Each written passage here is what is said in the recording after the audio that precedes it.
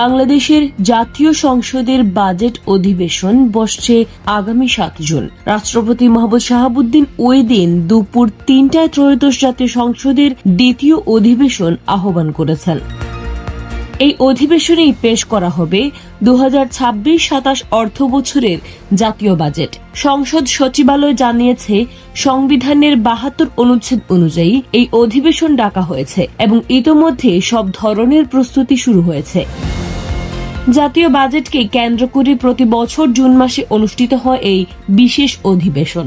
এবারও নতুন অর্থ বছরের আয় ব্যয় পরিকল্পনা, উন্নয়ন লক্ষ্য এবং অর্থনৈতিক কর্মপরিকল্পনা তুলে ধরা হবে সংসদে।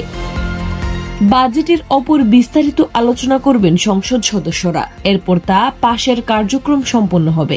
দেশের অর্থনীতি ও ভবিষ্যৎ উন্নয়ন পরিকল্পনার জন্য গুরুত্বপূর্ণ এই বাজেট অধিবেশনের দিকে নজর রয়েছে সবার।